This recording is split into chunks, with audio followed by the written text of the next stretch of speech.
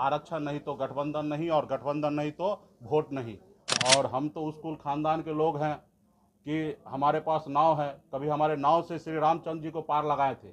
इसलिए आप लोगों के लिए हमने बैनर में लगा दिया कि आप पहचानिए, हम वही केवट में हैं, और हमारे नाव पे जो बैठेगा वो पार लगेगा, जो नाव पे नहीं बैठेंगे वो मझधार में बैठ के भी मैं धन्यवाद देता हूं कि बिहार में उन्होंने जाति आधारित गणना उन्होंने कराया। और जाति आधारित गणना में आपने देखने के लिए मिला होगा कि बिहार में 10.25% निषाद समाज है। अगर एक नंबर में ओबीसी में अगर हमारे यादव भाई है, तो दूसरा नंबर में निषाद समाजी है जो 10.25% की संख्या में पूरे बिहार में। नमस्कार, मैं शिव। देखिए, आज वीआईपी के प्रमुख मुकेश सहनी ने साफ तरीके से केंद्र सरकार को और बिहार सरकार को चेतावनी दी है। उन्होंने साफ तरीके से कहा है कि अगर 2024 के जो मझधार है, चुनावी मझधार है, अगर उसे पार करना है तो हमारे नौवा में बैठना ही पड़ेगा। उन्होंने साफ तरीके से कहा कि हमारे नाव में बैठने का जो शुल्क, पहले मल्लाह लोग शुल्क राम से बाद में लिए थे, और लेकिन इस बार शुल्क हम पहले लेंगे और वह शुल्क होगा आरक्षण। पहले आप इस वीडियो में सुनिए कि वीआईपी प्रमुख मुकेश सहनी क्या कहते नजर आ रहे हैं। आप सभी को जैसे जानकारी है कि 25 जुलाई से ही बिहार में निषाद आरक्षण संकल्प यात्रा को लेकर हम लोग 101 दिन का पूरा किए यात्रा। उसी यात्रा के दौरान हमने हर घर संकल्प अभियान भी हमने सैकड़ों गाड़ी के साथ हम लोगों ने पूरे बिहार में जारी किया। पार्टी के पदाधिकारी हजारों लाखों की संख्या में समाज के बीच में गए, अपनी हक अधिकार की बात किए और लाखों लोगों को संकल्प करवाएं। उसी क्रम में अभी हम लोगों ने निर्णय लिया है कि पूरे बिहार में, यूपी में, झारखंड में 14 जगह जनसभा करेंगे। ये बड़ी रैली होगा, हर जगह कम से कम लाख सवा लाख लोग वहाँ पे पहुँचेंगे। वहाँ पे मैं जाऊँगा और वहाँ पे अपने हक अधिकार की बात करेंगे।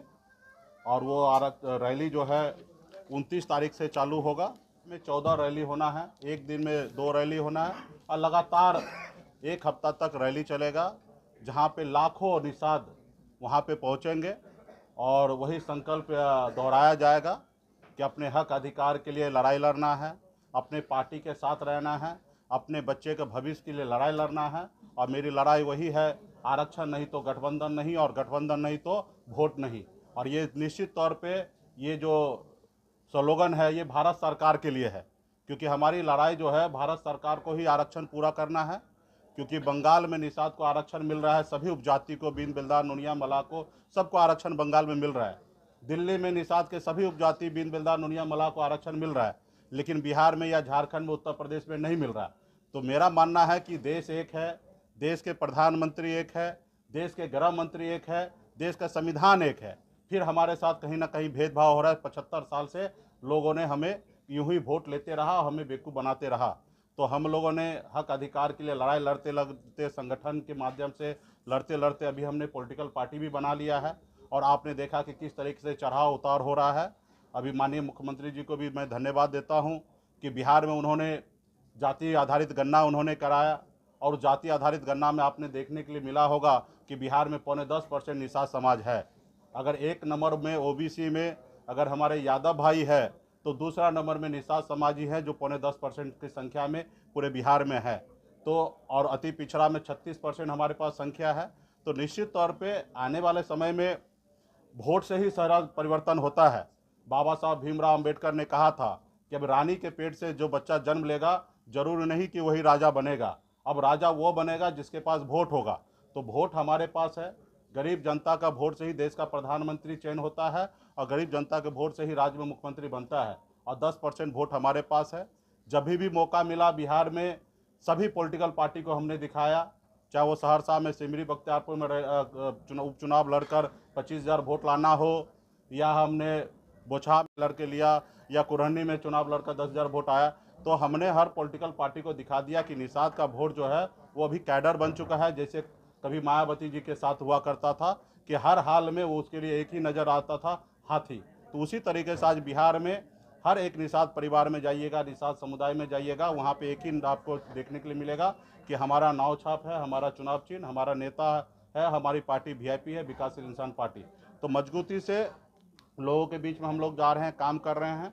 और आने वाला समय में निश्चित तौर पे देश का जो चुनाव होगा 2024 में, उसमें निषाद समाज यूपी बिहार झारखंड में एक निर्णायक वोट होगा। और अभी जो लोग जैसे भी सोचे वो सोचते रहे। आज़ाद भारत में, हिंदुस्तान में पहली बार ऐसा हुआ कि तकरीबन 40 लाख से अधिक लोग हाथ में गंगा जल लेकर संकल्प ले लिया कि अपने बच्चे के भविष्य के लिए लड़ाई लड़ेंगे, ना ही किसी पॉलिटिकल पार्टी के पीछे घूमेंगे। अगर घूमेंगे तो सिर्फ वीआईपी के पास घूमेंगे। बिहार झारखंड में हमारे पास वो शक्ति है, 134 लोकसभा सीट है। हमारा जो दोस्त होगा वो 60 लोकसभा सीट जीतेगा, और जो दुश्मन होगा, निषाद समाज को जो इग्नोर करेगा, उनको कुछ नहीं समझेगा, जो उनके एजेंडा पे काम नहीं करेगा, उसको 60 लोकसभा सीट से नुकसान उठाना पड़ेगा। तो इसके लिए हम लोग मजबूती से काम कर रहे हैं। और हम तो उस कुल खानदान के लोग हैं कि हमारे पास नाव है, कभी हमारे नाव से श्री रामचंद्र जी को पार लगाए थे। इसलिए आप लोगों के लिए हमने बैनर में लगा दिया कि आप पहचानिए, हम वही केवट में हैं, और हमारे नाव पे जो बैठेगा वो पार लगेगा, जो नाव पे नहीं बैठेंगे वो मझधार में बैठ जाएंगे। तो जैसा कि आपने साफ तरीके से उन्होंने साफ तरीके से कहा कि हमारे आने वाले दिनों में 29 नवंबर से लगभग 7 दिन लगातार रैलियां चलेगी, और लगभग मोतिहारी से शुरू होकर मुजफ्फरपुर में रैली उनकी खत्म होगी, और 7 दिन में 14 रैलियां होंगी। उन्होंने साफ तरीके से कहा है कि 2024 के चुनाव की अगर मझधार किन्हीं भी पार्टी को पार करनी है तो हमारी नाव में बैठनी पड़ेगी, और उस नाव का शुल्क मल्लाह जाति को आरक्षण देकर चुकाना होगा। बहरहाल देखना होगा आने वाले दिनों में इस चुनावी मुद्दे में राजनीतिक का जो मुद्दा है वो आरक्षण पर कितना ठहरता है। फिलहाल इस खबर में इतना ही। इस वीडियो की प्रतिक्रिया हमें कमेंट में जरूर दीजिएगा, और ऐसी तमाम खबरों से जुड़े रहने के लिए हमारे चैनल लाइक शेयर सब्सक्राइब जरूर कीजिएगा। धन्यवाद।